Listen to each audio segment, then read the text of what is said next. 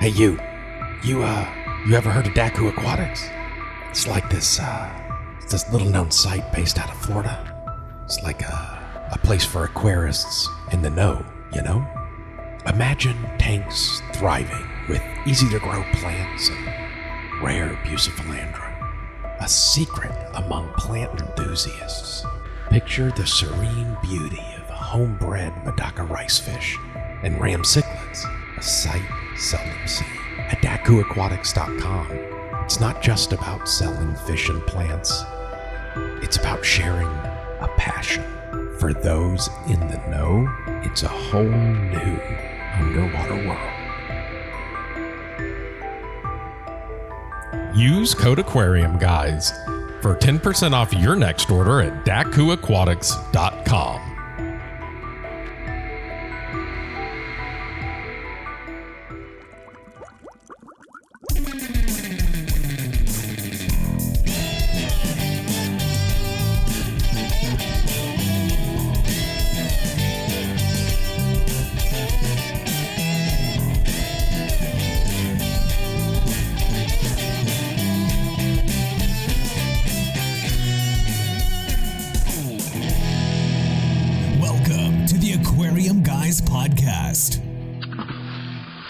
Welcome to the podcast, guys. This, just to remind you, is your favorite aquarium podcast that is labeled explicit, even though Apple still wants to put us underneath children and family category. I'm your host, Rob Zolson. I'm Jim Colby. And I'm Adam El Nashar. Today, we are guests to have in the studio once again. This is, you just come to hang out.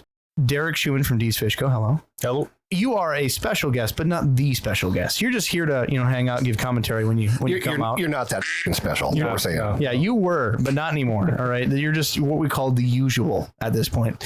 And I would like to introduce a real special guest. But before I do, I'm going to keep you in the background just for a moment to give a little backstory before we introduce you, Ricky. Jimmy, when you were gone, and I believe I think Adam was here when we did this. We were talking about having an aquarium in the shitter, the bathroom, if you will. Well, everybody says this show is a shit show. All right. So we have to do those things in kind. We have a saltwater aquarium in my house in the shitter. It's just a little 1.5 gallon saltwater aquarium that all it has is little hermit crabs in it and other, small sea life. Crap. I thought that was a urinal. I mean, I've been peeing in that thing for about 6 months. It just adds to the flavor. There's a little bit of a caulerpa and who knows what else in that nasty ass thing. But I like sitting in it because there's nothing better than taking a shit, looking over at what I like to call like King of the Hill cave, with the little crabs over there. It makes my shit so much better than just looking on Instagram or something else. It's the one time where I feel like I can leave my phone behind is taking a shit in that bathroom. Don't look at me like that. You can't tell me that you don't play on your phone when you take a shit. Wow. But anyways, wow. So we were talking about that. No, we're not. I don't do that. This is why we need you here, because this is where conversations go when you're gone, Jimmy. Anyway, so we're talking about that. I'm the voice of reason in this whole thing. For some reason, we had this brilliant idea that, hey, if you guys are listening and you have an aquarium in your bathroom, why don't you submit us some pictures? And whoever has the best, aquarium, we decide for whatever reason that we like set up in your bathroom, we'll send out a prize. And we got some fun submissions, but nothing came near as close as our guest today, Ricky from SoCal, California. Ricky, it's a pleasure. Pleasure to be here, you guys. Honestly, I thought it was going to start out with just speed running the whole Aquarium Guys podcast in probably the last 5-6 months now. Speed running, it's been great. Speed running. I'm so sorry that you have to consume that amount of BS in that little time frame. But I have to tell you that the picture you sent us was impressive. Now we got we got to put that up there. Most people put in there like a little beta vase or, like just a single plant that they maybe threw a snail in and they called it an aquarium.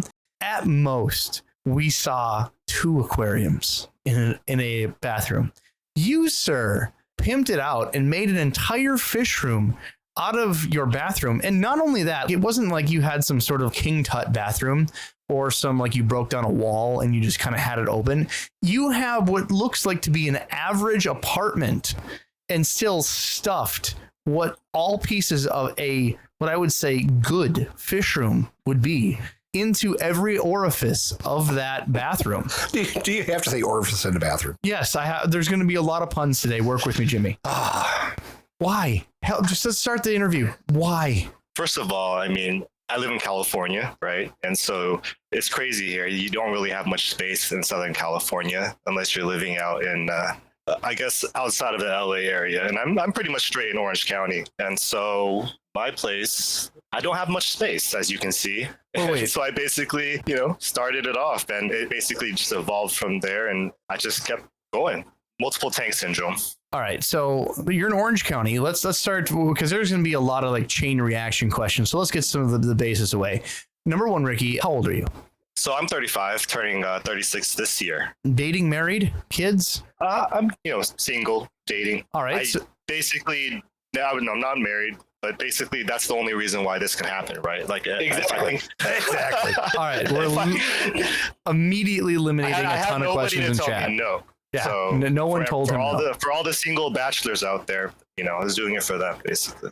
Yeah, thank you. Honestly, I saw this. I showed it to my wife, and she immediately said, "F you." She said, "Is he single?" She already has chewed my ass so many times for that little 1 gallon saltwater aquarium in my bathroom now. And then I showed her the picture, but I'm like, "But mom," and she's like, "I will divorce you." That's hilarious. So that's why I'm having this podcast right now. Is like I need more ammunition on my side to make this happen. You're not going to get it. All right. Well, we don't need to get super nosy, but basic premise of profession, because that at least gives us an idea of what type of person would put this in their bathroom. Basically, my current job, my current position role is in operations. So I think that's kind of where. And operations within manufacturing, basically. And that's pretty cut and dry stuff, right? Like, it's not really exciting. And I think for me, this is the outlet, the creative outlet that I kind of enjoy in the hobby. Yeah, but that also makes you an expert on fitting a lot of shit into a lot of small areas. You know what I'm saying? So you're efficient. That's where this came out. You took your work home with you, brother. It's nice when you can kind of scale your little own home operation for something that, it's a side hobby. It's like a side hustle, but it's still really a hobby. You're not really making money. You're just trying to convince yourself that it's worth all the quote investment, right? So. Hold on. I'm sorry. I'm distracted. The chat has actually gone pretty heavy on this one. I'm going to throw a Pleco in my toilet so I'll never have to flush again. Oh, don't do that one. Oh, that's from the first one. Remember that first time that we were all on, and I said that people always think that Plecos eat shit? Yeah, just put exactly. them straight in the toilet. There you go. They definitely make a lot of shit. Yeah. All right, so you live in Orange County. Cost of living in California, number one, is terrible. Orange County's got to be worse. So how many square feet is that bathroom of yours? Probably about a 120, 140. Not very big. So 10 by 12, 10 by 14, something like that. Yeah, roughly. And then the room that I'm in, which is essentially the same size. So, when I expanded past my room, I was like looking at this bathroom, which was for some reason the same damn size. And I'm like, okay, well, I'm not using all this bathroom space. Might as well put a rack here and throw some fish tanks on it. So is that the apartment that you rent is like the room, the restroom, and then there's like a common middle ground you have like roommates with? Yeah, basically. So I'm on the first floor. Obviously, this would be insane to try on the third floor. But, basically on the first floor, I have full access to the garage, the front. I can basically water all the plants with my buckets of fish crap. It was kind of nice while I had it running for the last year. But obviously, if you guys check the video out, I'm mentioning I'm moving this month. So scaling it down and kind of figuring things out as we go into the next place. But for here, yeah, it's expensive. And that's pretty much what happened. I scaled beyond my means, so to speak. And that is a rotten shame. Now, I know we're going to get this question. I'm going to hit it head first. How in the world did you get permission to do this? There's so many people that message us into the podcast saying, one, I'm in an apartment building. They won't even let me have a tank, N tank at all. It says right in the lease, no aquariums. How did you get to have your entire bathroom covered in fish tanks? So I have the benefit of basically living in an arrangement where the landlord's pretty hands off, so much as you're paying rent. And I was kind of like the property boat manager obviously, right, operations guy. So Nice. I'm a trustable guy in that regard, and I kind of took care of the place, so it's sort of like out of sight, out of mind, and as long as I'm not causing trouble, no harm, no foul. And realistically, I'm not, running up the water. I'm buying RO and bringing, 5-gallon, 7-gallon bottles of it home. It's just a process, right? So On Sunday, I was at our local big box store, and they had half gallons of fish poop water that they were selling, professionally labeled, by the way. Wait, what? Really? Yep. I mean, we're all about burning bridges here in brand names at the Aquarium Guys podcast, thanks to Adam. So what big box store was selling fish poop? PetSmart. PetSmart was selling fish poop water? Yep. I was looking at a tank. I looked at purchasing a tank there that was really weird and goofy and stuff because I was going to do something special with it for my grandson. And it was a slanted front tank that I'd never seen before.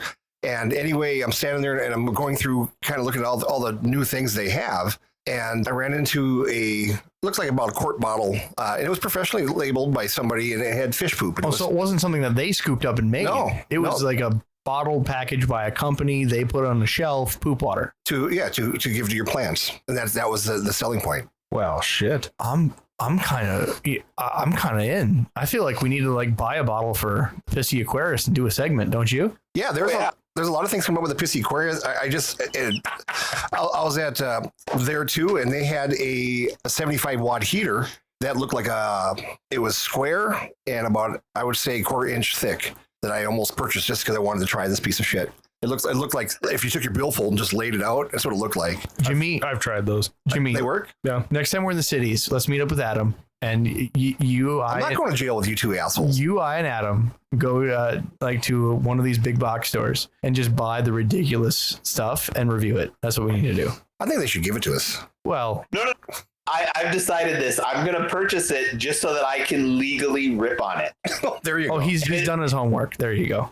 It's like, I am purchasing it. I'm not going to hold these people hostage like some of these other influencer assholes where they're like, give you free shit or I'm going to knock you. No, I'm going to give you an honest opinion. And if I screwed up, then I will let you know. But I will buy shit and I will see if it works. Like the stupid jack off.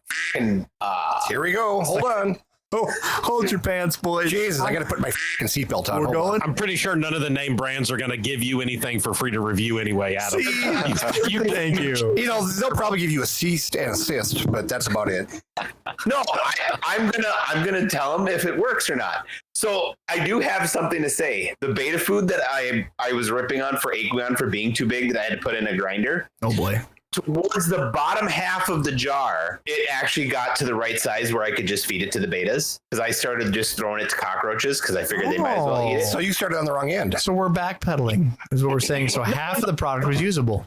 Like a half, but that's a manufacturing error. I worked in manufacturing. Somebody f***ed up. Yep. There's a reason they say you should shake your bag of Chex Mix before you open it. Yeah, that Some way. settling may occur. Well, how is little pellet supposed to get above that big shit that's like the size of a fucking beta eye? Shake it. No. I think you should be mad at the marketing people. I think she was Well, angry at Is everybody. Ricky Hey. in operations at Aqueon Manufacturing? Hold on. I mean, he did say operations at manufacturing. This is true, but I don't think for his sake he should openly admit that if he is. Oh, that'd be a good idea not to mention that because then I would just go, what the f*** is going on? Before we move on, rule of thumb is, Adam, like you're done peeing, shake it twice. Anything else is playing with it and unnecessary. Shake it off.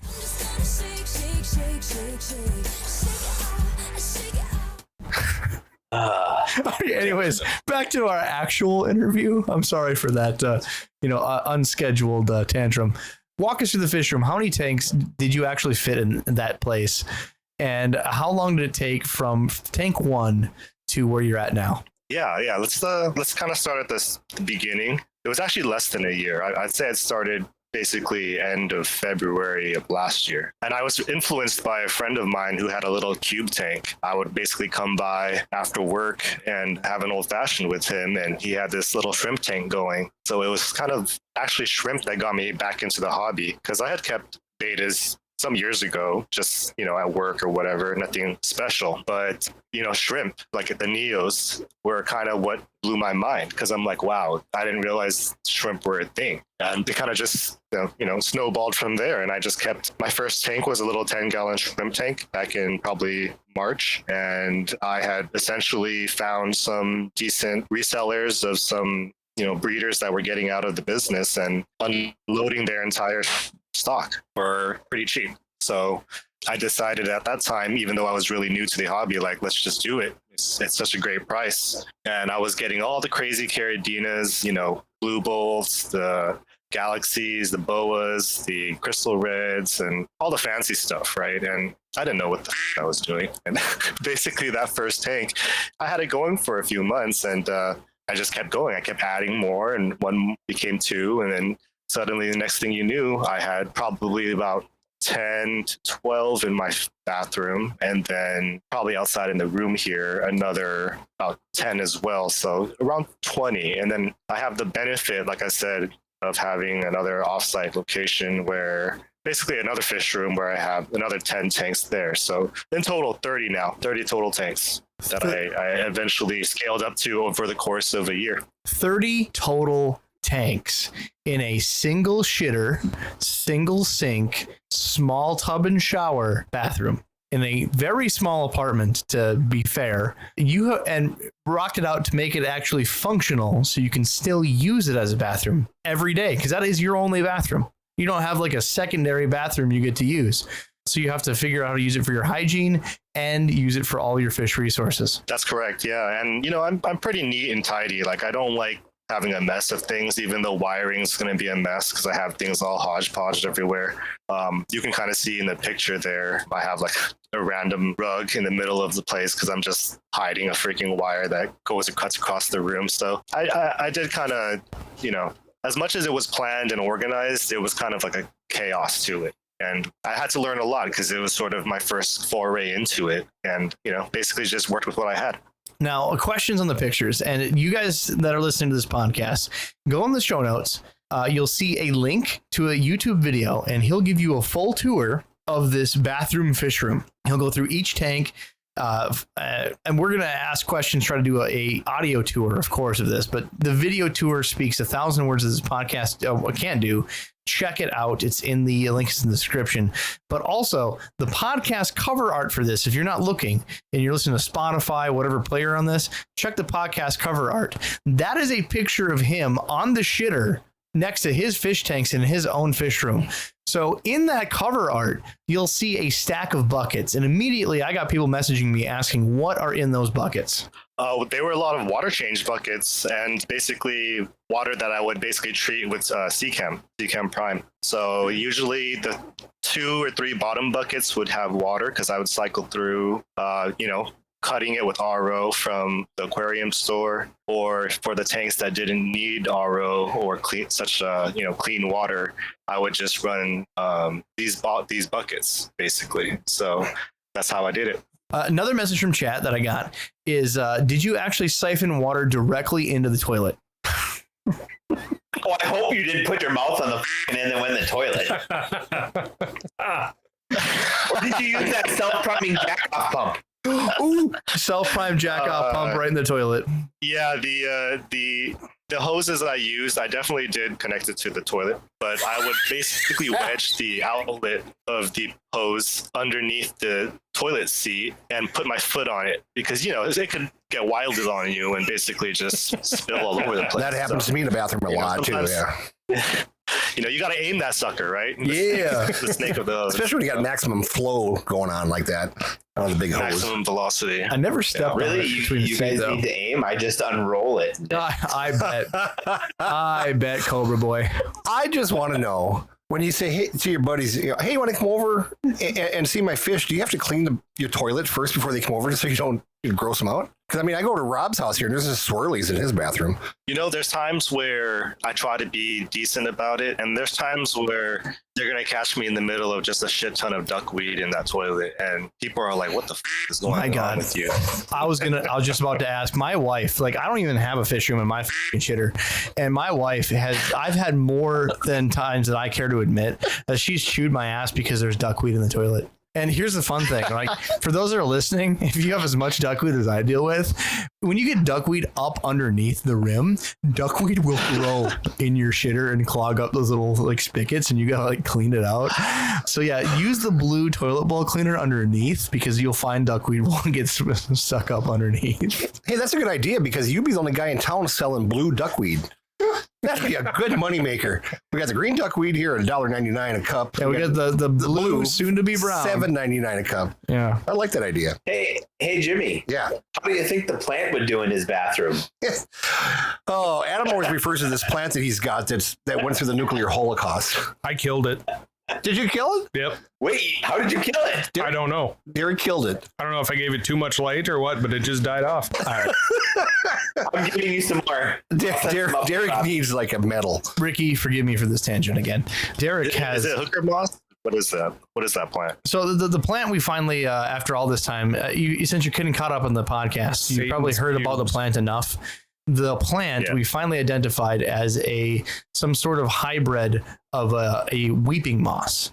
We've been able to freeze it. We've been able to just throw it dry in a corner after a year, rehydrate it and grow it. It's been pretty impervious to shits. Leave it in a Ziploc bag for over a year. Right.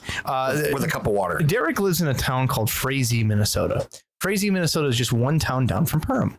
And Perham water is God's gift to aquariums. I, for some reason, get immaculate growth for anything my water touches, but I have tested this water. Trust me, it's gross. Yeah, I get over 0.5 ppm ammonia out the tap.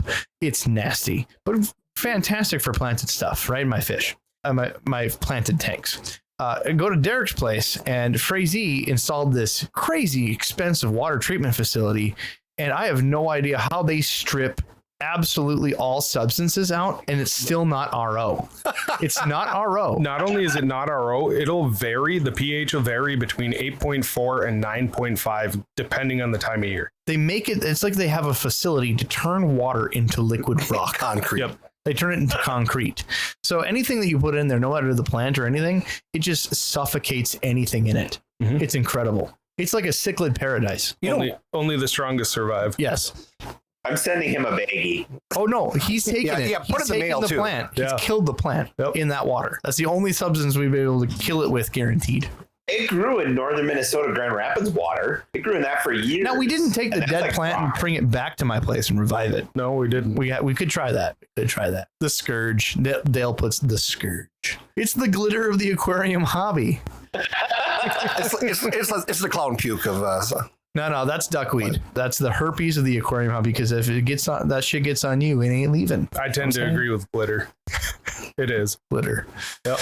Oh. If you've had it in your home, your neighbor has it in their house all of a sudden, and pretty soon it's in the mayor's car and it's just everywhere. Right. For those of you who Sounds are like a bad hooker. Yeah. if you're dealing with a lot of goddamn duckweed, last year I brought in my koi from outside and I gave them all the duckweed and they ate it. And they ate it and they ate it. And I didn't have to even throw anything away. I just fed it to them. Yep. And they did very well on it. So if you've got a lot of duckweed, get yourself a koi and throw another tank up and just go ahead and feed that duckweed to that koi. They love it. There we go. Hashtag organic glitter in the shitter.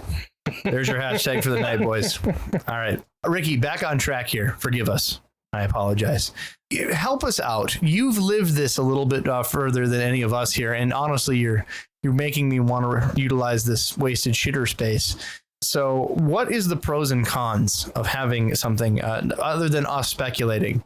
What's the real pros and cons of having the fish room in the shitter? So I would say the Zen and meditation, the vibes I get from my fish bathroom, they're just immaculate. So, your wife, she just doesn't understand that when it comes to trying to appreciate that Zen that you're trying to get. I honestly feel like everybody should have at least a tank in their bathroom. I mean, all jokes aside, not even with the rack that I've got going on, I think it's a nice thing. You can definitely do a nice little scape, have something cool going. So everyone just go and put a fish cube in their fish tank, in their bathroom. Can I make a small tangent with you here, brother? I'm a big fan of Rick and Morty. And immediately when you said this, it popped in my brain. I think it was like I looked it up here. Season 4, episode 2. There's an entire episode of where Rick has this entire, I wouldn't say universe, but entire like outdoor amphitheater where it's just this nature scene where he has his shitter in, where it's just this beautiful babbling brook, animals, birds. Oh yeah. Yep. And that's like his epic toilet. And immediately as you're talking about, everybody needs the ambiance and zen of a fish room toilet. That's immediately what hit my brain. You don't want to look at some beautiful angelfish or discus or something in your fish bathroom? Come on, that's like your personal time with your fish. It's the most intimate time you can have with the fish, honestly. I have Rob kids. just looks at a shrimp. I mean, yeah. I love the His dojo los. the people that have taken it to a new level where their headboard is an aquarium Yes. in their bedroom and stuff. And I saw one that was very well done. And I looked into purchasing it until I saw the price, $8,000. It's also a terrifying thought of having that much water above your head. Right. I don't know about terrifying. That's where I'm going with that. I just kind of Especially in concerned. California with the earthquakes. No, I'm good with that. We don't have earthquakes here, so that's kind of out on the out for us. But I'm always worried that my wife's going to get distracted and she's just going to be looking at the fish while we're trying to screw. You know what I'm saying? She's going to go, why is that guppy's dick bigger than yours? I'm like, I'm down here. My God, on podium. You know what I'm Eyes saying? down here. Here's the thing. I technically have a 40-gallon breeder at the foot of my bed, like literally at the foot of my bed. And I kind of had that same experience of like having little axolotls staring at us when we're in the bed. So When is happy time? You have got to have the sexiest Tinder profile of all time. That's all I'm saying. I've got a dog that looks at me Wait, when I'm doing it. you don't have axolotls. You're in California. I didn't hear anything. I mean, my tiger salamanders. Oh, good. All right. Then, Yeah, Then you're okay. clear. Wait, there's a California tiger salamander. Those are illegal too. No. He's clear. They're the legal ones, right? Wink, wink. Oh, okay. Yes, the legal ones. Right next to your piranha tank, right? That I rescued. He rescued Jimmy. Yeah. Get off his tits. Yeah, Word. that's why I've got an 18-year-old Asian girl down in my basement. I rescued her from the mall. Good Christ. God. You sick bastards. You're not supposed to say that shit. I said she's 18 years old, so I didn't do anything wrong. That's the last time I buy Costco lotion for you. Put the lotion in the bucket, buddy. Oh, God. All right. So I rescued her from the mall. Left when I edit this episode. There's nothing left. What? It's just all out of context All bits. tangents. It's all tangents. So I got a legitimate the question. entire episode, yeah. Derek, please help me. So when you were setting these tanks up, did you go with the traditional cycle, or were you doing more of an opportunistic ammonia dosing? Did you pee in all the tanks? Yep. That's what he wants to know. Did you pee in the tanks? Maybe a little splish splash. Not quite. No. I just went about going the way of basically taking the media substrate and sponge filters and all that fun stuff from one tank and moving it on to the next tank, and basically just jump starting the cycle in every single tank. And that was pretty effective for me. I didn't have many losses that way. So what's the most exotic thing you have in your bathroom tanks? I mean, do you have all the basic stuff, or you got something that you're showcasing in there? The biggest tank I have in the bathroom is basically a 30-gallon, so there's not much space. I have a nice angel in there, and I do have a lot of different corridors in different tanks. And probably the highest value thing I have would be, the Equus cories and the Pantanalensis cories, now that I think about it. So, There's some nice cories. Now, when you're in there, go ahead. Go on.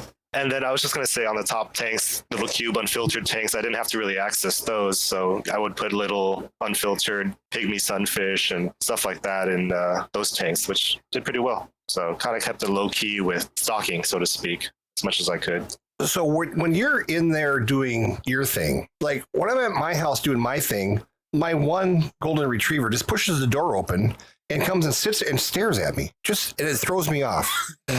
Now, do you have a big angelfish that does that? I mean, does he just come and just stare at you when you're doing your business? I mean, I just think that would just be distracting. It's more entertaining. I think, I feel like my friend wants me to have a good shit. I thought maybe he was making fun of how big your thing is. See, here's the difference, right? Your dog isn't shitting actively. His fish actively is shitting while he's shitting. It's a bro shit. Oh, that's what that is. It's a communal shit together. Yeah. No, Yeah. My dog's just staring at me like I should have a f***ing cookie up my ass to pull out for him or something. I don't know. I go, Mooser, you got to go, dude. He just knows because normally when your pants are off in the other room, there's no wet noses is somewhere putting his. With the peanut butter. That's a whole different story. Jesus. We're not talking about that. Jesus fucking Christ. All right. All right. Moving on. You know what? Put that visual in you. Snails. The big ass snails.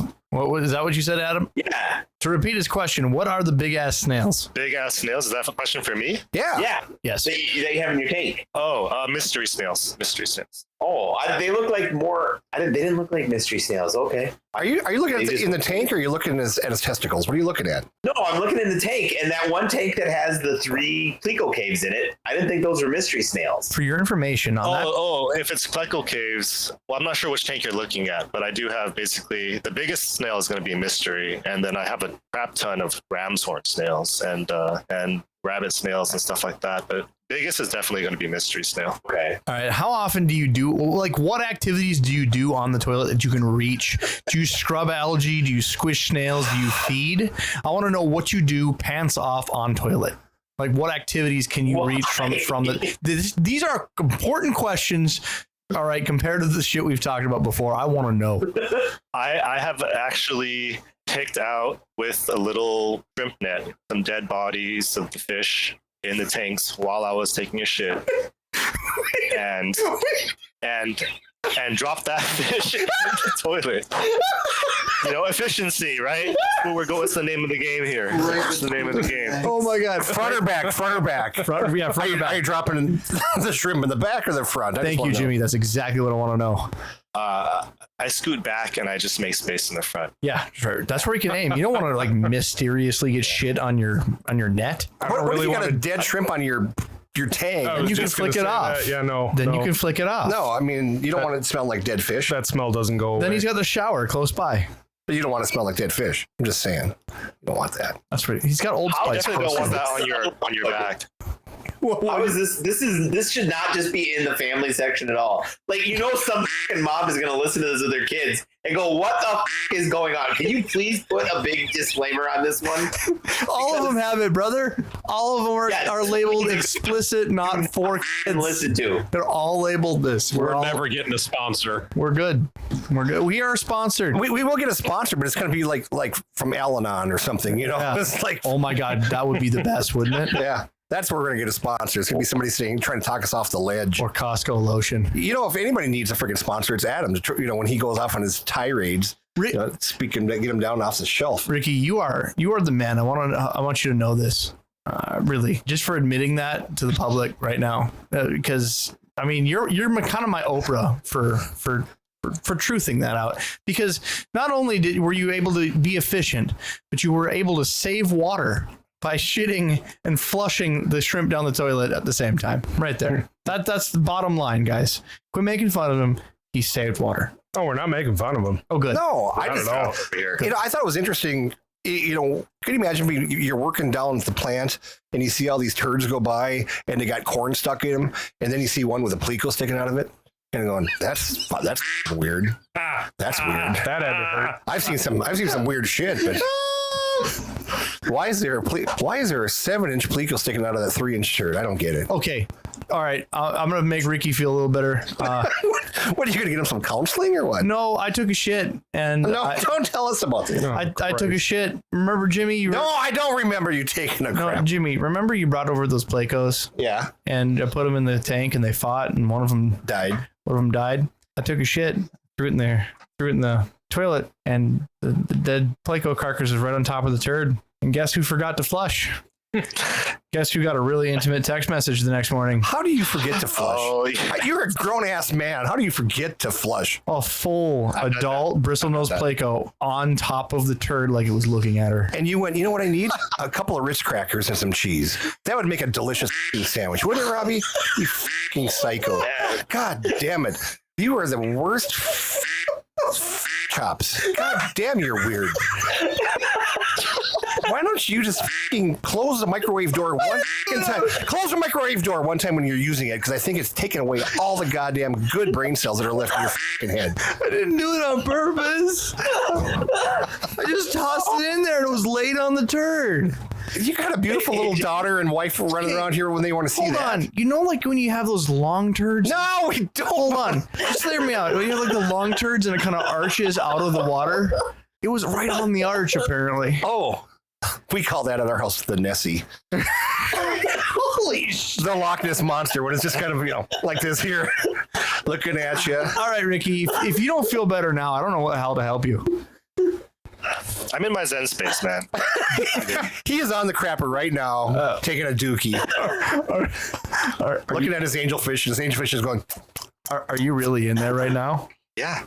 Oh my. Why not? I love you. Love it. Oh, all right. We need to ask some real questions. I've asked too many good ones. All right. you have asked shit. Okay, we got some real questions from the audience. We got one that how do you deal with the chemicals in the bathroom? For instance, you shower and you have soap spray from the shower. Are you worried about that getting to your tank? Do you do any precautionary measures? It's a great question. And basically, it's never really been an issue because I'm not really using heavy chemicals. If I have to use some Windex, yeah, California bro. But basically, we'll just spray ammonia or the Windex or whatever onto the rag directly and clean around things. And as long as I don't really go heavy, it's pretty okay. I don't know if they meant cleaning material. Wipes are pretty good. I think they meant like overspray from like your shampoo. Like I think they're thinking that you're getting like violent with herbal essences and you're just going mad in the shower. There's a thing called shower curtains. Yeah, I've heard about it, man. Yeah. Oh, I mean, okay.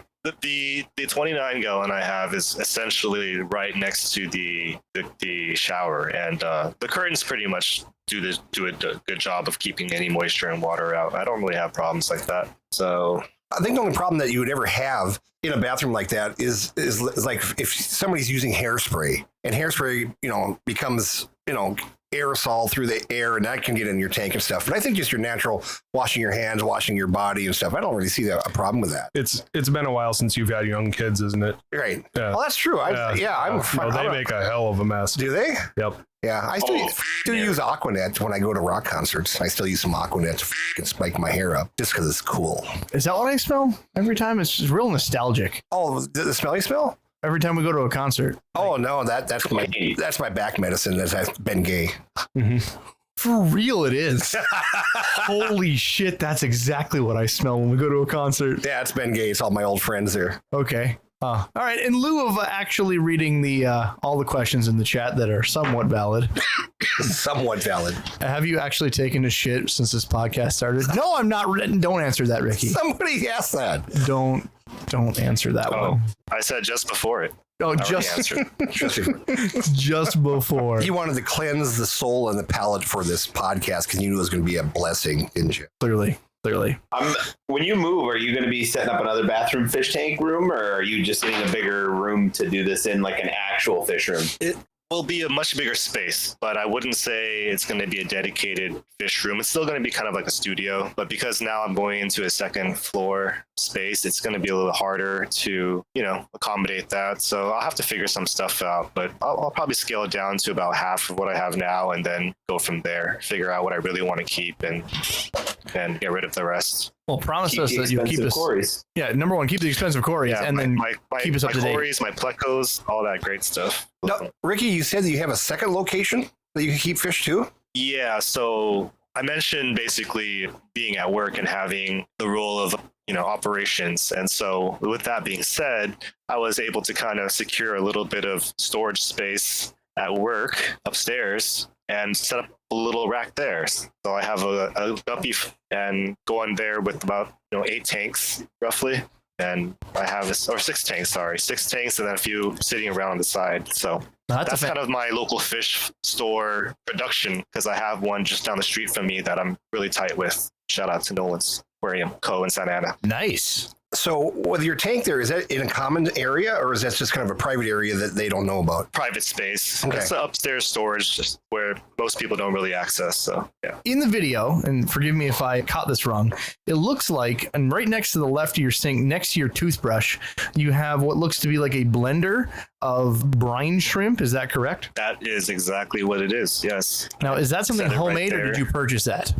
That's purchased. Yeah, I got that. That's the Zis brine shrimp hatchery, and they actually just released a new model with the longer legs. That I think, had I gotten into the game later, I would have gotten that one. But this is what I got. It's a little blender, and it works pretty well. I think it'd be a good place to put a margarita mixer too, because you could be in there. Maybe put a microwave oven in there. You go in there and take some pizza bites, and then have a margarita with a backsplash of brine shrimp. At first glance, alcoholic. At second glance, fish nerd.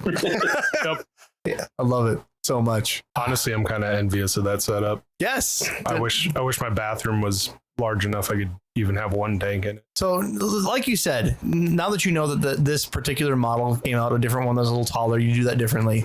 What other things, now that you've lived this a little bit, what would you have done differently had you done this exact same space again? Honestly, I learned about the automatic water changes and other things like that, which are kind of difficult to do when you're a renter. So that's kind of out of the picture. But I've seen some interesting setups that would make basically breeding tanks a lot easier with the water changes, the way that I've set it up. And the way it is now, it's easy to break down, which is great. But I think that's what I would do again if I was staying in this location and basically, really rooting into it, making this my dedicated fish room. Anything else?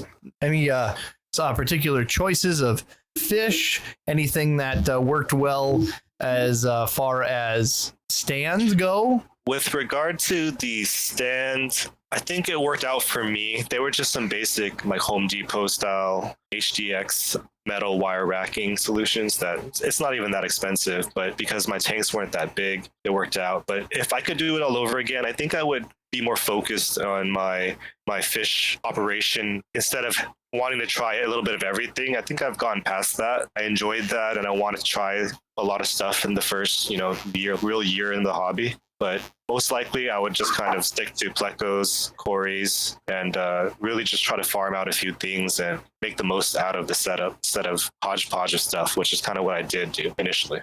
All right, going off of the questions again by chat. Question, will all your future bathrooms at least have one tank in it going forward? Yes, that's a given. I already have that planned out at my next place. And question number 2, have you bred fish in your bathroom? I have. It's actually that's one of the things I actually enjoy doing when I'm sitting there taking a shit. Is I look at my little fish that I've bred, and I get to see the life unfold before my eyes, the majestic wonder of the aquarium. That must be very beautiful. It's actually really, really, really tranquil to watch, little Episto fish and female, basically float around with her kids and do her little dance. And when she had her husband, she was basically, they would, guard the kids from the cories, and just watching that whole ecosystem play out. It was really enjoyable. What do you think that this baby shrimp would tell us on this podcast about his first year of life where he sat there and watched this guy take a dump in front of him every freaking day? This little shrimp would be going, hey, it was horrible. Wouldn't that be kind of fun? I think they would enjoy it. They're bottom feeders too, right? basically eating shit down in the sea. Yeah, wherever they are. We should get that shrimp on. Thank you, Jimmy, for the perspective. All right, so before we get too much further, Ricky, do you have any other points that we missed today that is glaring obvious besides they should definitely watch the YouTube video and follow that? I would say take time to kind of realign and configure your fish room if you're not feeling like you're getting the most use out of it. And what I mean by that is if you're spending too much time in it and you're not able to do your water changes and your feedings and other things, like find a way to just get that done faster so you can spend more time enjoying watching the fish. I guess that's what I would go with. Perfect. Find more ways, even if it is on the shitter, that you're in front of your tank. If it's in the office, if it's next to you in the living room, find more ways that you're in front of it, even if it's pinching off a loaf, boys. It's the perfect place to think of those. You're thinking square. So, Jimmy, are you prepared for when Rob has to move into your place because his wife kicked him out because he started putting fish tanks in the shitter? You know, we have got one of those electronic locks, and I'll just change the code, and Rob's can live out in the front yard or something. I'm one of those guys that's got the same code to his garage that the UPS guy's got, that FedEx has got, that my kids have got, that Robbie's got, that Derek's got, and stuff. So if there's anything missing out of my house, I'd never known. But if I came home and I found a frickin' Pleco in a turd, I know Robbie had stopped over. Especially if it's a dried Pleco on a crusty turd. On a crusty turd. So Yes. with that said, I'm going to run to the grocery store, pick up some crackers and cheese, just in case you want to make a sandwich. A chit sandwich. And one last shout out. You had your buddy in the location by you. If you wanted to give one more shout out to your friend. Yeah, shout out to Nolan's Aquarium out in Santa Ana. Again, really good shop. I think a lot of people would say that they're a really good crew of guys. So, shout them out and definitely come check out the store. nolansaquarium.co. Check it out. Stop out there and tell them you want 50% off from Aquarium Guys. They probably won't give it to you, but you just ask. No, it's reasonable. All right. 10% off of something at checkout when you mention that you took a shit watching an aquarium. So there you go. Maybe they'll honor it. We have no idea. We have no idea. I think he would. Oh, good. I hope so. I hope so. Hey there, listeners. One of the best parts of creating this podcast is getting to connect with all of you. If you've been loving the content and are craving more, we'd like to invite you to become a premium member of our podcast family. By joining, you'll unlock a treasure trove of bonus content. We're talking extended episodes, behind-the-scenes peeks, and special episodes that only our members get to hear. Now, here's the best part. You can join us through Discord or Patreon, but we've got a little insider tip for you. If you join us through Discord, you'll get the same fantastic benefits, but at a lower cost. That's because while we love Patreon, they do take a larger percentage of the donations. So by joining through Discord, you're not only getting a better deal, but you're also ensuring more of your support goes directly towards making the podcast even better. No matter how you choose to join, your support means the world to us. It helps us keep the lights on and continue bringing you the content you love. If you're unable to subscribe at this time, please still consider joining the Aquarium Guys Discord server and become a part of our very active, helpful, entertaining, and inspiring Discord community of more than 1,000 listeners. So what are you waiting for? Click the link in the episode description to join our Discord community or our Patreon, and please consider subscribing to support the podcast. But remember, Discord is the way to go for that extra savings. Thank you for listening and considering supporting us. Your help allows us to grow and create even more amazing content for you. Now back to the show. All right. Before we enter the podcast, we are going to read some of the questions that we get here in Discord. And there's a channel that we have called Ask for Help. In here, people can ask all different types of questions, post pictures, and they can get near instantaneous answers. Actually, has been really, really good by our community. So let's see what the Hive Mind have been asking, shall we? First one, what killed all my plants? Kelpfly wants to know, I planted a new tank before leaving about a month. I intended to let it cycle and grow a while I was gone and came back to almost everything dead. Anyone know what could have happened? The plant sat in an acclimation tank for about a week before being planted and showed no major signs of decline during that period. The tank was AF natural substrate with some red iron rich clay clumps in it, capped with sand. I also added some driftwood, which I foolishly forgot to soak beforehand, so it had to be weighed down to stay in place. I used dive weights for that. The plant's demise was a bit slow, as I got an updated photo a week after planting that showed some wilting and melting, but nothing like the destruction that I came back to. It seemed as though the final decline happened quickly. I had 2 grow lights on them, so I should have had plenty of light, hopefully not too much. I ran a test for ammonia, nitrates, and nitrites, which all read low. Initially, I thought I might have leftover sea salt on the waste from the dive that I did from the salinity. I ran a test, and that seemed too low to be concerning, 0.44 ppt. Dissolved oxygen seemed okay, 9.61 mg over liter. Could the lead from the weights be leaching into the water and killed them? But it had been too much light. Is there any other suggestions? So I see pictures here, and from the pictures, we have planted tank, and we have Brownie, shitty tank. algae. Yep, the brown diatom algae will absolutely do that. Yeah, That's too much phosphates in the water. Free silicates too. Silicates, phosphates. We got a little bit of a whole new tank syndrome with holy crap from the sand. Yep. Some of the survivors. That's just new tank syndrome for sure. Quarantine tank. I'm looking to see if what people put here. Mine started to melt. People are just asking supplemental questions. Best question I found here: where does your water source come from? It's just the tap. The pH is 8.6. Water is normally pretty hard. Root tabs in the sand. No root tabs, just clay balls. Dirt underneath, though. Did your nitrate hit 0? It wasn't 0, but pretty low, around 10 ppm. TLDR, they melted because they underwent some deficiency. Nitrate is fine. So yeah, deficiency, the whole thing crashed, and then it was finally overtaken by the wonderful goo, brown goo that surrounded the tank, cutting off the rest of the light supply.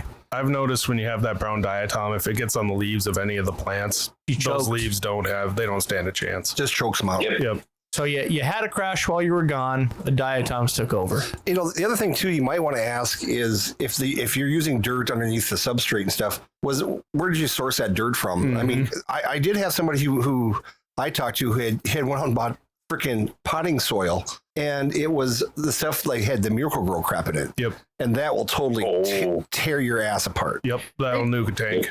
Next one, battery powered everything. So I don't get power outages very often where I live, but we potentially have one coming. I was wondering if anyone had links to a battery powered air pump or generators that I can use for heaters and lights and such. For those who are listening, Jimmy tried something this last summer that was just the tits. Do you remember the brand of that one? It was Suncoast. Suncoast. I just used it last week when I called Rob's. Was it Sunco or Suncoast? Coast. I called Robbie because we were getting alerts. My wife was getting alerts on her phone saying that we did not have power at the house. Now, last week was the coldest week we've had here in a year, and it was 15, 16 below. And my main concern was not that the house was going to get cold because I knew the power would come on pretty quick, but I was worried about all my fish. And when I went home, I grabbed my Suncoast and plugged it in, and it ran I have one pump that runs all 50 tanks, and it ran them for a couple hours until the power came back on. So it worked just fine. And you said Suncoast, because I'm trying to find the link to provide people. There is Suncoast website, and we have some other products from Suncoast. We actually have an electric rototiller from Suncoast that works very well. And it just happened that my wife and I were talking about, we went and did a fish show. Rob's was with us, Adam was with us. We're in Minneapolis. And I wanted to bring a bunch of large goldfish. And so I brought my 33-gallon tank from home, a 33-gallon long, and we threw in some large goldfish and sold almost all of them.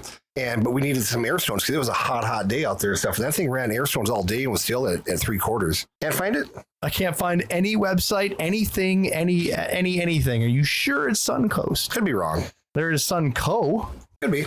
Not. I'm going to find it. Give me 1 second. Sunco.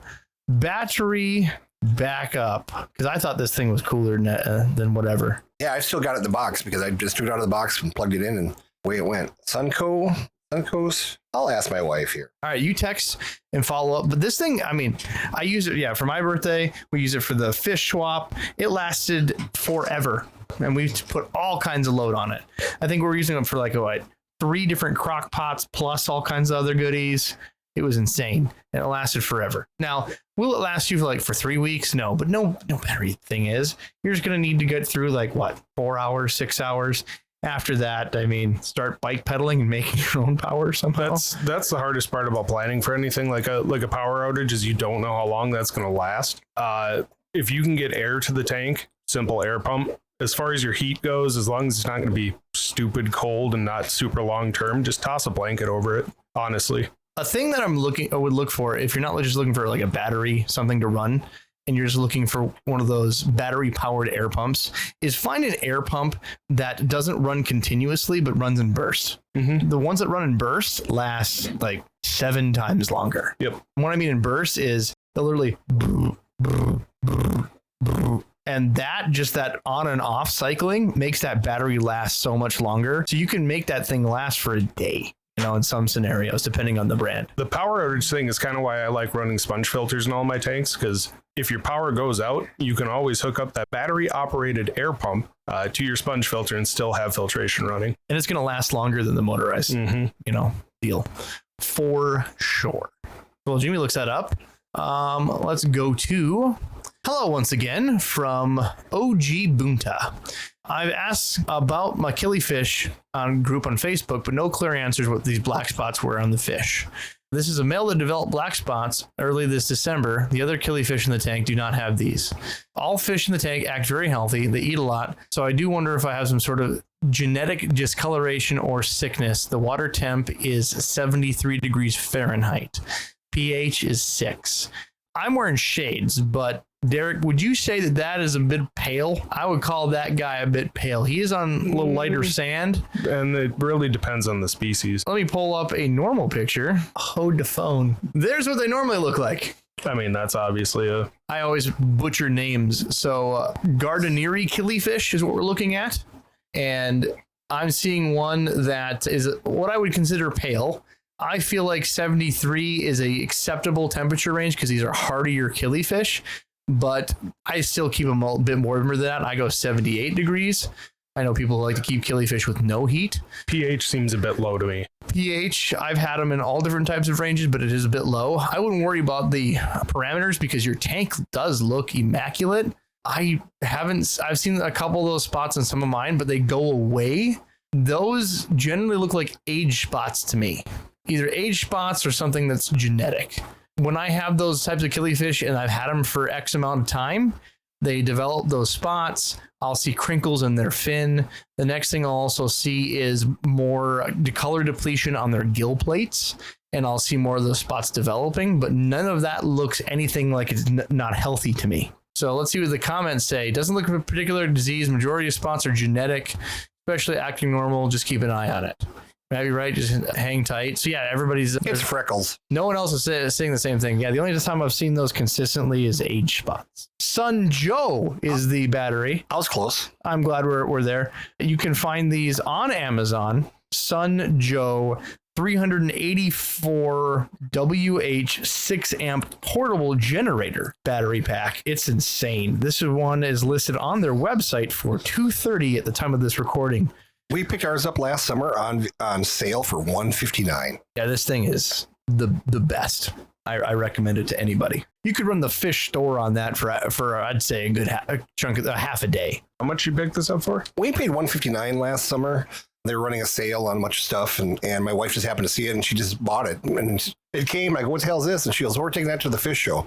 And we just wanted, and the thing is, too, is we wanted, we're big music nerds and stuff, and so we want to be able to plug our phones in, play some music and stuff while we're at the fish show, but it was so damn busy we couldn't even listen to music. I might have to grab one of those. But yeah, it works very well. It actually charges pretty fast. It's got a nice LED feature on it where it tells you how much is left. You can plug in your USB ports directly into the thing, and it probably weighs about 15 pounds. And like I said, Robbie ran 3 crock pots. Now, if you know anything about electricity, anything that draws heat, crock pots are a bitch. And I ran his crock pots for his daughter's birthday party. When I turned them all on, and just at the beginning of warming, it did complain, but it did do it. Yeah. Now, next one, tank cleaning. Hey, Robs, what product were you talking about in one of your earlier podcasts that you used to clean all those tanks? Cheers. Hilux? Barkeeper's Friend, or Barkeeper's Secret. I can never remember the name. I think it's Barkeeper's Friend. It's like a soda can size friend. Of powder, abrasive powder, and it will do a great job. It's kind of like, I don't know if you've seen Comet in a can. It's kind of the same type of thing. It's just very abrasive. Now, since I've talked about this, there's multiple versions of Barkeeper's Friend. There is the classic Barkeeper's Friend. That is the can of powder. That is what I recommend for this. Because it leaves no residue. When you use it, you can scrub it, you can rinse it off, and you don't have to worry about it.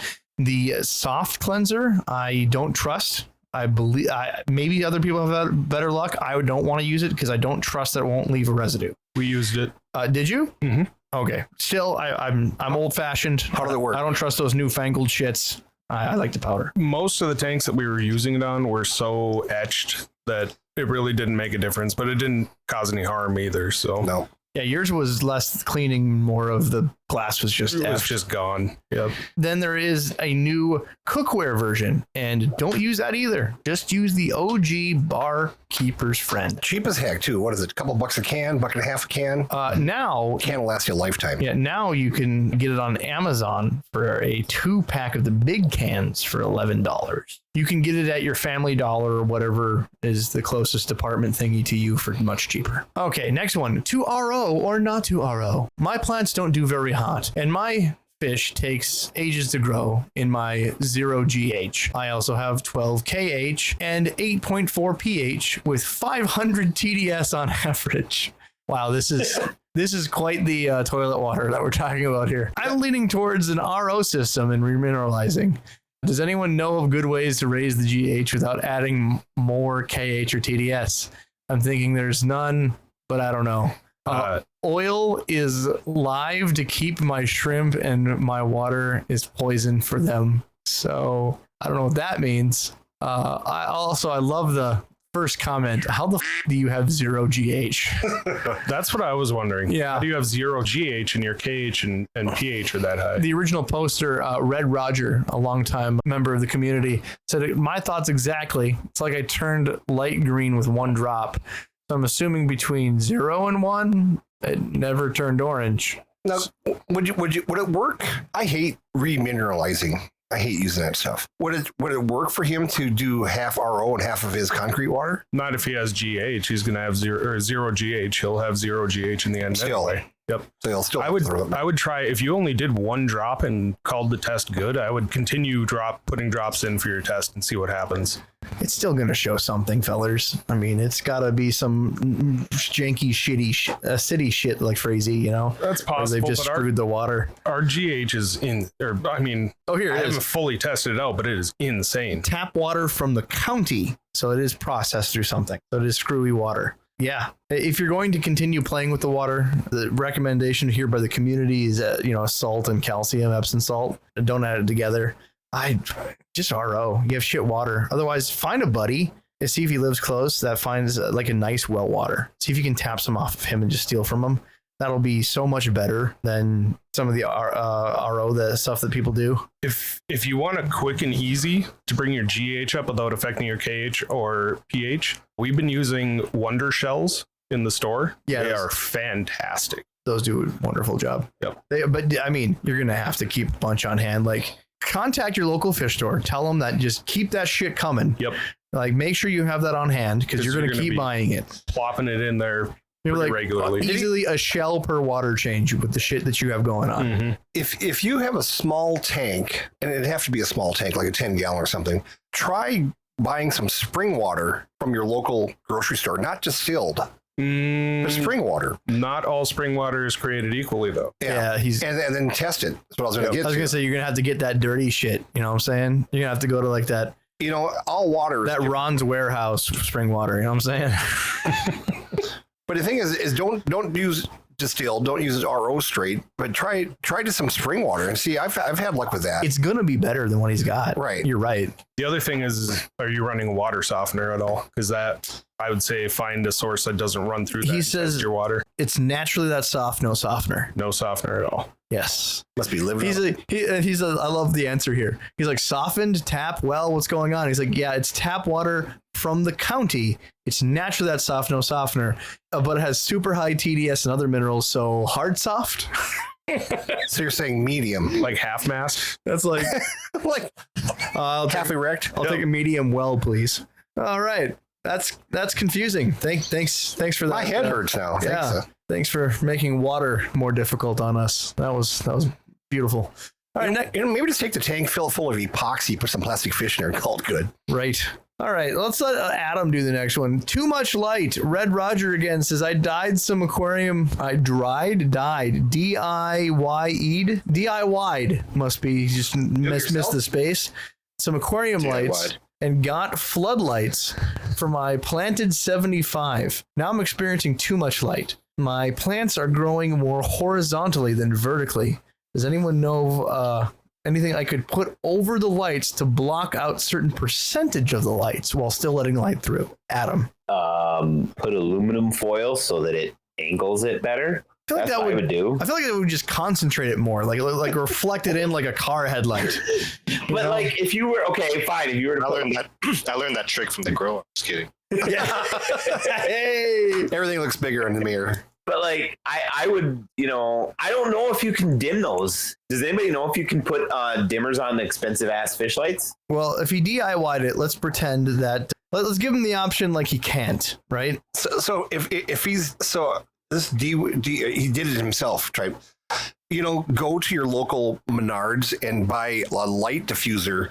The plastic. It looks like a 2 foot by 4 foot sheet, and that will slow down the light quite a bit because I've got that on my discus tank, and that works wonders. Like the plastic panels they use for the lights in like the drop ceilings or those the tile ceilings. Yeah, but it's a solid piece. It's not the egg crate looking stuff. It's a solid piece. It's the ones we use on top of the like Ty and I use on top of the saltwater tanks. Okay. We lay on top. And that might slow down some of the light, but I don't know. You probably melt it too. That, yes. And they also on Amazon, you can find them. They're called light filters and they're rolls. Generally, they have them in colors, but you can find just what they call the white versions. And you can find different grades. You can choose the grade you're looking for to stick on your light. If it's truly DIY, it's probably going to be something LED-ish and not too hot. I wouldn't be too afraid to stick it on most lights. If you're gonna have to spend $30-$40 to try to downgrade your lights, go buy new lights. Oh no, this is like a Temu $4 fucking stick-on piece of shit from Amazon. Like I'm Captain Use Garbage Trash for your aquarium. Trust me, that does work. But okay, Mr. Temu, do you want to fix it today or you want to fix it next year? Because this shit's gonna take for $4. I'll wait 6 goddamn months. That's what I'll do. And then buy another $200 worth of fish because you gave them all fucking sunburn. I'm the guy that blinds guppy fry just because I use an over 5,000 lumen flashlight because I didn't want to buy a smaller. Yeah, why don't you just keep all your guppy fry next to your welding room when you're welding? You were saying, Adam? So my question is do the LEDs put out different wavelengths? Because the whole reason why I don't know if that would work for this in this case is if you put those light diffusers on reptile tanks and for the UV degrades that plastic so fast it like turns it yellow and then it just basically it turns into a powdery dust within a year or so. I'm gonna answer this 2 ways. One, you can answer it for real and scientifically, or 2, the motherfucker's DIYing some shit, right? And he's just trying to make it kind of work. And the motherfucker's DIYing some shit. He really doesn't care. You know what? Go out and buy yourself a big pack of 100-count birthday candles. And just put 100 birthday candles around the top of your tank and call it good. And then you can use the tinfoil. That's right. I love it. You know what? You probably can heat up a cake, kind of like a jiffy oven, like when you're a kid. Your other option would be just toss a ton of floating plants in. Now, the real answer is if you want to be... that. Yeah, if you want to be really scientific about it, yes, you're right, Adam. There's probably some real spectrum issues you're going to have to be concerned about, and you got to get real creative and just go buy a real light that you can trust. That's what I said. Go spend $30. God damn it. Something we do when we go camping is we'll use like that stretchy nylon fabric to cover the windows and prevent mosquitoes and stuff from getting in. And sometimes, you might want to consider if you're going to DIY something, diffuse the light with some fabric. Ooh. That would work. Yeah. Now, the only problem I would have with that, because I do like the idea of using going to like a thrift store and buying like old lacy panties to cover my DIY lights with. Oh, that sounds sexy. It does sound pretty hot. And put it underneath a really hot light so it smells delicious. Right. That way I can smell, old lady underwear, like crotchety Bengay going on, down there. But the real problem is getting that cloth wet over time. Jimmy. Is I would be lazy and I would not change my light panties. You know what I'm saying? Kind of like your normal everyday life. My wife would be sitting there like, what the are you doing at the washing machine? I'm like, socks and sheet, bitch. Goddamn. Washing my panties. Washing my panties. Yeah, but my here's the panties. deal. He's using LED floodlights. If he gets a 150 watt replacement LED floodlight that's a par 38, 5,000 Kelvin, it'll work fine for his tank. That sounds cheap as hell. And they're like $13 a light. That's all he needs. Yeah. Yeah. Go to Harbor Freight, get yourself. Go to Harbor Freight and fry your fish. You guys are the best. God, I love question day. I love these podcasts so much. Yeah, I love all the questions except like, where you been? Why you home so late? Shit like that. I hate that. All right, Adam, let's do that's the it. worst. You ready for another one? Yeah. Give it to Adam. All right, OG Bunta. Hey guys, got a question. Have a 30-gallon tall. Had in my garage since summer. Lately, it got cold here in Norway. I have everything in the garage froze. It's a 30-gallon that has some substrate that's still moist and froze too.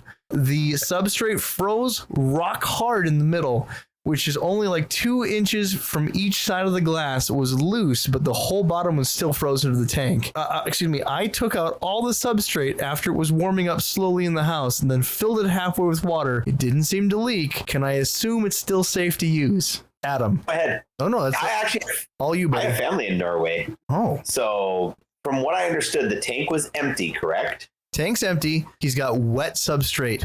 It sounds like at least 3.5 inches of substrate. Yeah, no, that tank's Why? Why? What? What? What? Baloney. Malarkey. okay. Yeah, try it. Fill it up to the top and tell me how it is in Norway. All right. Why is it screwed up? Well, yeah, to tell us your hypotheses here. My hypothesis is, well, first of all, he probably has Malaysian trumpet snails in there, so that probably killed off everything. That's what saved his ass right there. That's probably why he wasn't still frozen. MTS protected the seals. My guess would be that the seals were frozen and all that wet substrate, everything froze and busted the silicone on it. No, I don't think so, because when things expand, they go to the point of least resistance, and it's going to push up, not out. Yep. Now, Because I mean, I've got tanks Glass right is now. going to contract. Right. right. So here's what I answered to this, because I intentionally leave 6 inches of sand and I leave it all wet on purpose when I store these tanks, is to protect the bottom seals on purpose. When it's sand and moisture, I leave it in there. The sand acts as an insulating buffer with the water, and when it freezes, it expands up like Jimmy says, and it protects the seals. In all of our horrible, wretched temperatures directly outside in my shed. Yeah, I was going to say, I've never had a tank that I've had stored not work. You know, I mean, where it's leaked. Now, I have had without substrate, and I put water on the bottom, and it's just water, no substrate, with no buffer at all. And that block will shift and refreeze, and then it will not crack the tank, but it will pressure push the seal split. But if I have the sand in there, I don't have a problem. And I mean, it had to be like a third full before it would ever, quote unquote, push out the corner of a seal. Now, Derek, you've got all kinds of tanks that are stored in a cold area. What have you found? Thus far, I haven't had any issues with it. However, there is that slight risk that there is a little leak in the silicone to begin with, and if there's moisture behind the silicone and it freezes, it just makes that leak worse. That's a damn good point. Yep. So here's another guy that Silicone Go ahead. Silicone remains flexible to at least negative 40 degrees. Correct, but ice So- will push it away from the glass. Should right. But if he had, if there was moisture intrusion already, then it could be an issue. But if there was no issues before that, he should be totally fine. If it was moisture intrudes already, it was already screwed. Yep. I've seen Yeah. plenty of exotic dancers with lots of silicone that don't leak. So prove me wrong there, buddies. All right. So here's another guy that actually is in the looks like Norway area. He says it's not just safe, actually safer, according to his opinion as well. Did you just send that in yourself? No, Was it signed by you? that is another user here that you can see on the screen here, Jimmy. That's proof. Oh, should I look that You know up? what you do? Pretty Fill up your sure it tank. kills everything that was there. What'd you say, Adam? Fill up his tank and then put some methylene blue in it to see if it leaks anywhere. There you go. That's I a don't good want to put point, food actually. coloring, but Good idea. methylene blue would be the best way to do it. Look at you boys and all the science. I've never used We're gonna methane make- blue. I've always, put the tank down on the floor and pissed in it. put paper towel underneath it and see where. I've got a 55-gallon tank right now that I've got to fix, and I've only had it for like 2 years, but I'm going to get it done. But it's just a small leak too. Where Realistically, it's a 30-gallon tank. And replace the thing if you're that worried about it. Next. wow. Hey, He's all about spending money tonight. hey, You do it yourself. Just we're- go out and buy new stuff. we're here to bullshit and have fun and, talk about Costco lotion. The tanks aren't cheap anymore. No. No, they're not. Yeah. All right. Ready for the next one, Adam? Sure. What's the next? Where is this at? Missing assassin or I'll just say assassin snails. Had 2 assassin snails in a 10-gallon tank in a plant quarantine tank. Went on vacation for a couple weeks, and now they're nowhere to be found. They're in the sand. There are plenty of feeder snails in there for them to eat. I don't see their shells anywhere. Could they be buried themselves in the substrate to die? Could they still be alive? Thanks for any input.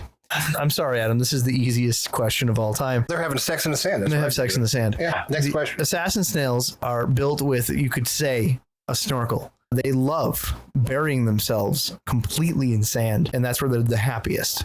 So you could have a bunch of assassin snails in your tank, never really know it, and they'll only come out occasionally for you to really see them if they really want. Especially if there's a lot of food, they'll just be fat, happy, and never come out if they really don't want to. So enjoy. Next. Hi, it's me again. We have, I'm assuming Tina Marie is misspelled, with another video. I thought you guys had 2 dwarf honey gouramis, maybe one with the faint stripe is female. Is this courting or aggression? Here is the video. And again, if you guys want to check out these little videos, come and go join the debauchery on Discord. Links in the show notes. So we have a video here of 2 very bright yellow gouramis underneath a plant. And I'm just seeing socializing. Yeah, I was going to say the one on the right was getting a little gropey there. Mm-hmm. I was going to say he's doing a little sexy dance. Yep. Yeah. Yeah. Looks like a male and a female. Yeah. Yeah, I never really got a good view of the top dorsal fins and stuff. Here, let's do that one more time. But it's like, Yeah, they're sizing each other up. Yep. Yep. little kiss. And Yeah, now he'll go grab a feel. Every kiss that makes you You gay. see the feelers? See Yep. the feelers go up Yep. there? Yeah. Cop and a feel. Freaking Excuse me, gouramis. we have a scientific term for those. They're diddlers. And I learned that from you, Diddlers. Jimmy. Are they diddlers? They're diddlers. Imagine you have to keep those 500 feet away from school too, huh? All right, now we have a result. She says, "Ooh, I see the reason behind this new activity," and she posted immediately Hell that yeah. she found fry. There you go.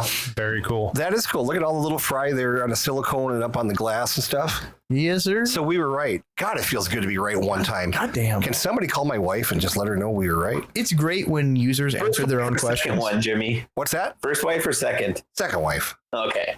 First wife wouldn't believe you were right, even if you told her. The hot one. Yeah. Yeah. All right. It's a good thing she doesn't listen to this. Oh, she does. So Hi, Jen. the other day I jumped into my wife's car First wife. and she's got the 100th episode when Adam goes off on a tyrant. Oh, She goes, "Have you heard this shit?" And I just looked at her and went, "No, what is it?" And she goes, "Listen to Adam go off. He's just," and my wife's known Adam since he was probably, 18 years old and stuff. She's known 15, 20 years. And he goes, "Listen to Adam just go off and stuff. Have you heard this?" I'm like, "Yeah, I was on the f***ing podcast. I was there I was there." the whole time. And then she looks at me, she goes, "Well, you know what I meant." No, I don't know what you meant. So listen to that, sweetheart, or next time you're on the thing. I'm so glad she listens in. Was that the one where I compared renaming fish with all the needle dick scientists that mothers didn't hug them? You were on a tirade about something. I'm not sure what it was because I was pissing myself listening to it. So All right. Next one. I've been cycling my tank for 7 weeks. How long should I do it? What the f- tell your legs are. How long should I do it in your opinion? God damn it, guys. So somebody has put a tank on the back of a bicycle and parked it in front of their garage. Took a picture. Yeah, when he says cycling his tank, God, that is a good one. I like that. that is great. So he's been bicycling his tank on the back of his bicycle. Have you ever seen Jeff Dunham, the ventriloquist, when Walter is talking one's- about his wife cycling? This one's getting pinned. That post is pinned forever. There you go. Perfect. Thank you for that one. I love a good troll or two, don't you, boys? Mm-hmm. Yep. Oh, A good troll. a good troll. Let's not talk about first marriages. All right, here's a great one that I want to put out to the public. Any tips? This is from Father Chris. Any tips for cleaning green spot algae? And this is specifically off Anubis, of all things. Off of plants? I posted this as soon as I saw this in Discord. I'm like, following, never had great luck. So they're worried about the green algae on their Anubis. Green spot algae on Anubis. They Man, wanna figure out how to get it off. I've got that over in my tank in Fergus Falls, Minnesota at the children's clinic. And the only thing we've had any luck with is a mono shrimp. And they do an okay job, but they never really get it all. And They're not great with green spot. They're good with like the hair algae. They are when you have 300 of them and starve them to death. Well, yeah, you got to have a whole army of them. Yeah, when you starve them to death, they do great, don't they, Jimmy? Best luck I've had with getting algae off Anubias is give it shade. Take it out of the direct line of light in your tank. The algae can't handle the lack of light. The Anubias can. Like, honestly. Could you do any sort of chemical dip without hurting the Anubias? Hydrogen peroxide? I'll tell you what, you take your expensive Anubias and you dip it and you tell us first. How expensive is Anubias now? Not cheap anymore. No, and it's hard to get. Jesus. No, Why? I've, what is there, 6, 7 kinds of Anubias, and I've got an order right now and for 20 of each, and they're saying, I don't know if we can do that. And I said, maybe 2 or 3 kinds, but maybe like 10 of each. I'm going, don't bother. I can only get 30 pieces. Because I'm doing a big project now with some Anubias and stuff, so I'm actually going to change over to a different plant because Anubias is so getting hard to find. Why? I don't know. It just grows slow and slow growing, and YouTube has made it very popular. Yeah. Switch over to It's Boost. just like Bucephalandra and those types of things, Crips, yeah. Yep. Yeah. One of those new things with aquascaping. Yeah, I'm going to go with some different smaller crypts and stuff. I think this is a decent segue. There is a company that we're testing out. I got a few of my fans reaching out about this Green Water Labs company. And I decided, I had enough people messaging me saying, hey, you got to try this cool company. They have this cool natural method of controlling algae. It's an algicide that's all natural. Now, us in the aquarium hobby have heard enough snake oil shit over the years. Like, I don't know, a cube that you throw in your aquarium and make it so you can never need to change your water again. There's a list of stuff just in the last jack-off pumps. Aqueon jack-off pumps. No, I'm just kidding. There's a list of fly-by-night bullshit that we hear in the hobby continually, and it's always been like this, that we have the magical mystery products of the day. And hearing something about an algicide or an algae control product that's all natural has really, I've never seen anything out there. Any type of quote-unquote algicide or algae control product has always been harmful for your tank, removes oxygen from your tank, or has been a toxin of some sort for your aquarium. There's a reason that they're only easier to use in a pond is because you have a massive gallon environment for more forgiveness for an algicide. So it perked my interest. I'm like, hey, I would love to hear more about it. And if it doesn't work out, so be it. We'll move on. We'll say, hey, it didn't work for us. Clear our fingers, mark it off into the laundry list of snake oil products and move on.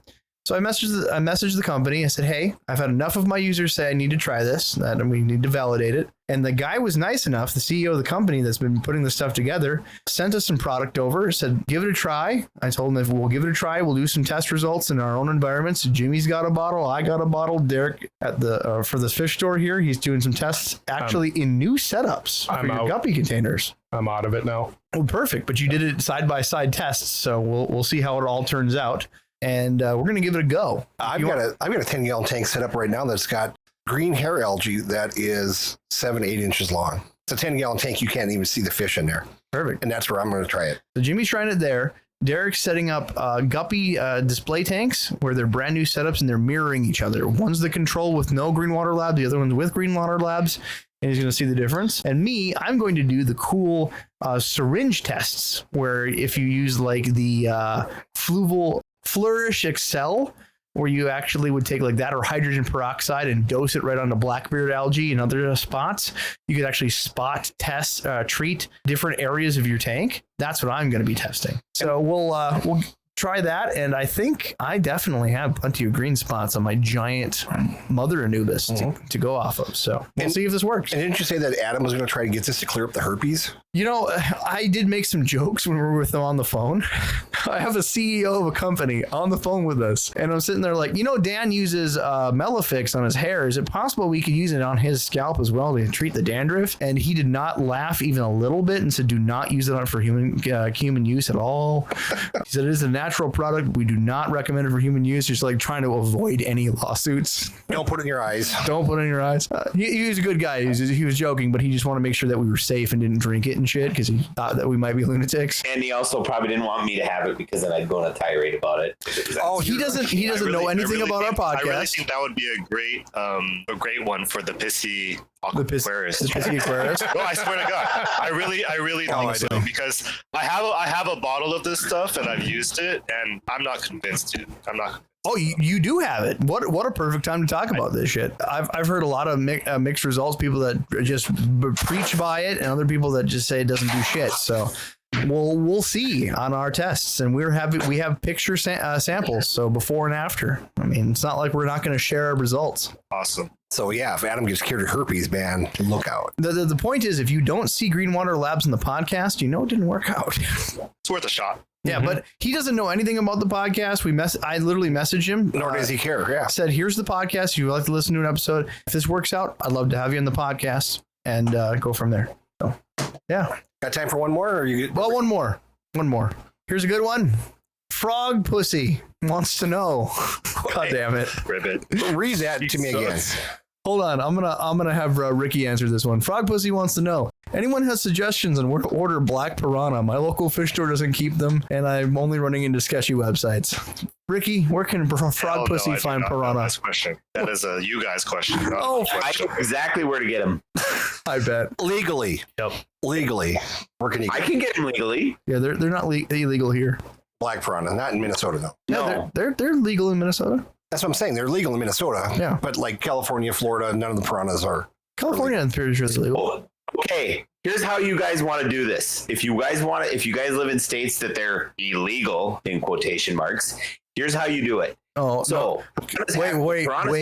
The views and opinions of Adam L. Nezhar do not necessarily represent the views or opinions of the Aquarium Guys podcast. Continue. I love the legal disclaimer. You're welcome. So You're going to jail by these things- yourself. good. I'm way too cute to be in jail. I'll tell you that much. I'd be somebody's bitch in about 15 minutes. So here's how you do it.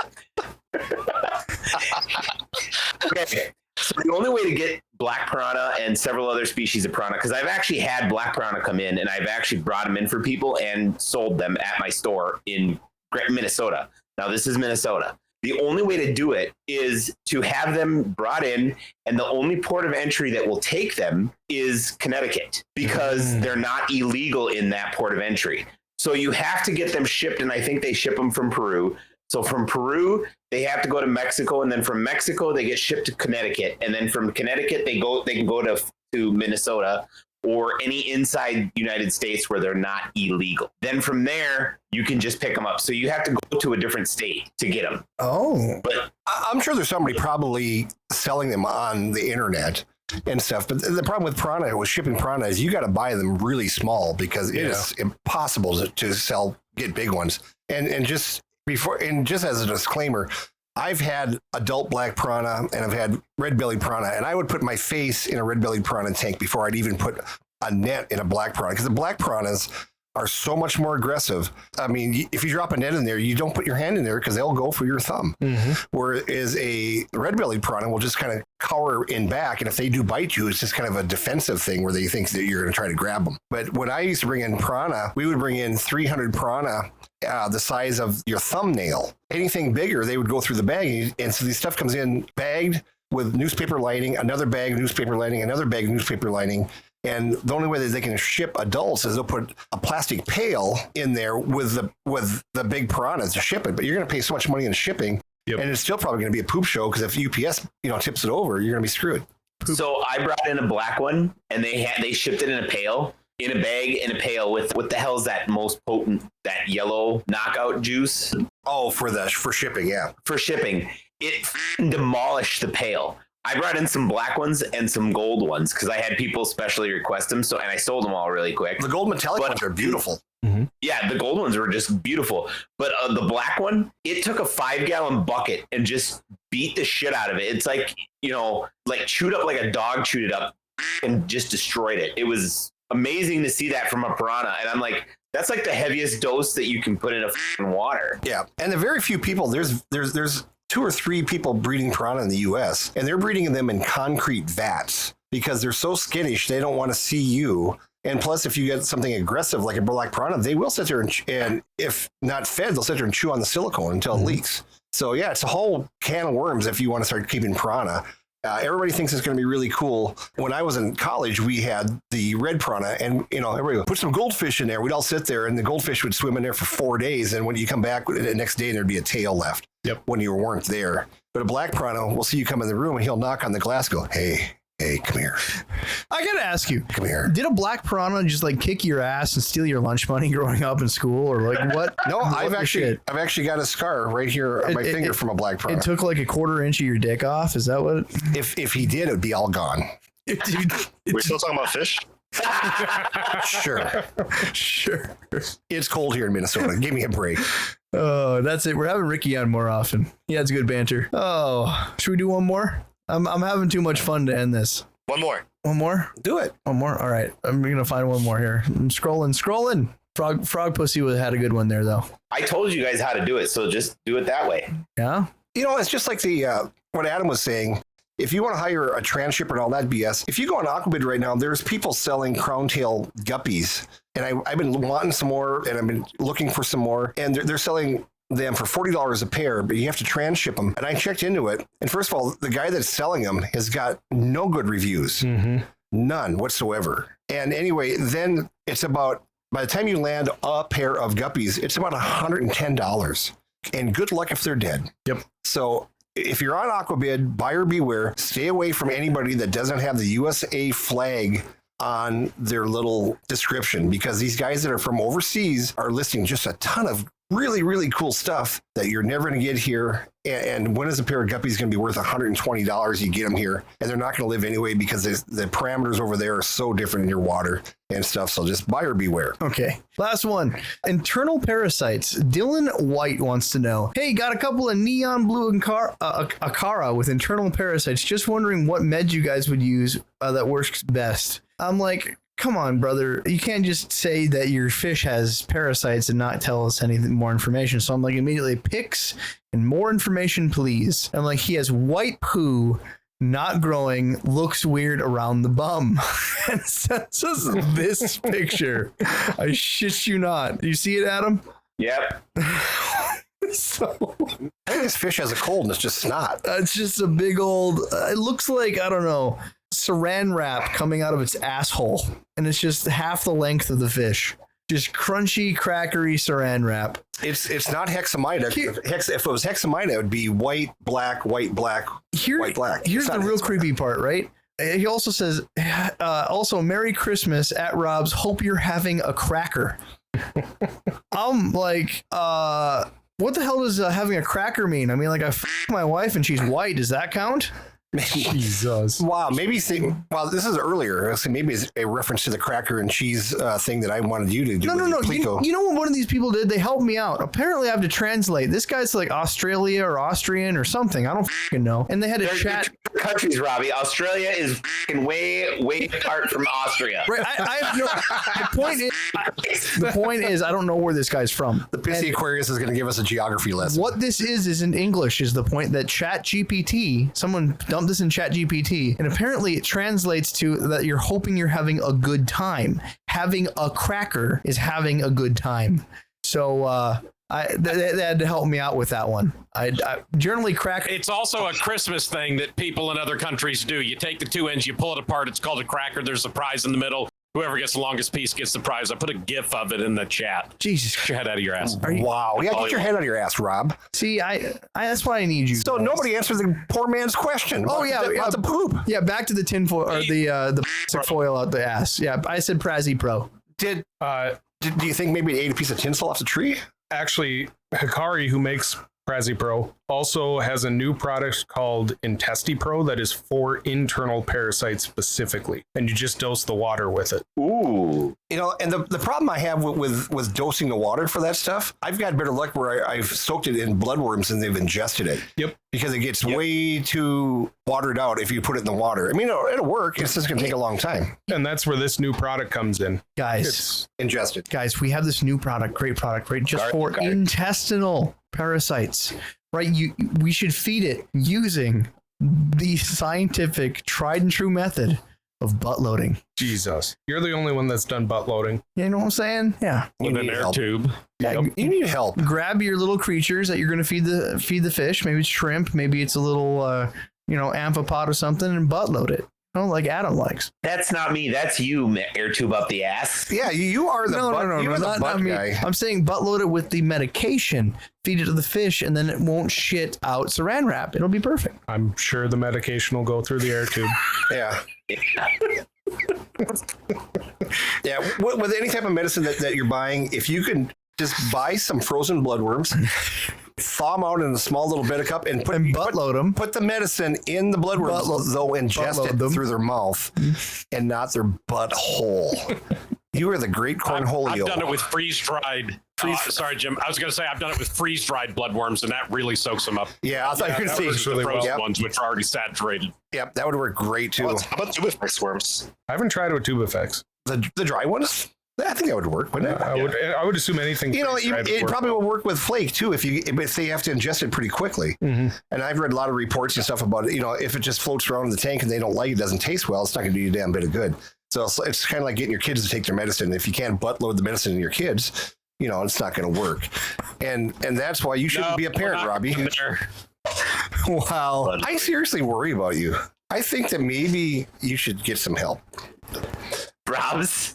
I think that Ricky and I should. He'd be the only guy that would go to prison and be happy about it. I think that Ricky and I should get together. We should sell, fish culture butt loading kits. That's what we should do. Just sell the tools to butt load. Yeah, just a little tiny funnel to shove up the fish's ass.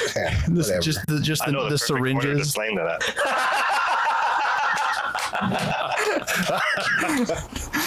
Ricky, thanks for joining us tonight, buddy. Wow. I'm gonna Take go. care, you guys. I'm gonna go shower. I just feel filthy. Hey, don't forget to drop that Costco lotion off for that 18-year-old in your basement. Listen, That might be my cousin. no, I did not kidnap her. I'm rehoming her. I'm rehoming her. Okay, come on, guys. If you like what you listen to, share with a friend. Find us on Patreon. Throw us a couple bucks. Discord also has a Patreon-like thingy. You know, we want to get Dalton paid for doing these. Yeah, do not call the police. Dalton's the MVP. Yeah, Dalton's the real hero. He's got to put up with this shit unedited and has to deal with this. So, how many F-bombs are you gonna have to edit just from Jim in about 2 minutes? I don't think it's anything to do with F-bombs. It has everything to do with lotion. Here's one. There you go. Edit that. All right, and go to deesfishco.co. Deesfish.co. There we go. I got it correct. Deesfish.co. And get your butt loading medicine. Find Derek at Dees Fish Co. in Detroit Lakes, Minnesota. And he is not currently rehoming anyone from the mall. That's me. Until next time.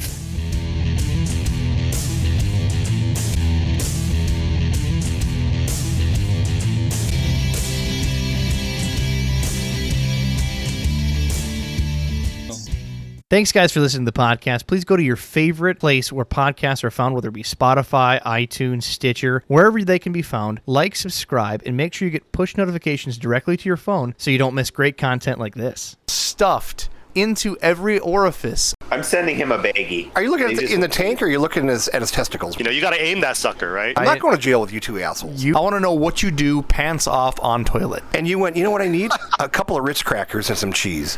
That would make a delicious sandwich, wouldn't it, Robbie? You fucking psycho. God damn it. You are the worst chops. God damn, you're weird. Why don't you just fucking close the microwave door one time? Close the microwave door one time when you're using it, because I think it's taking away all the goddamn good brain cells that are left in your fucking head. # organic glitter in the shitter.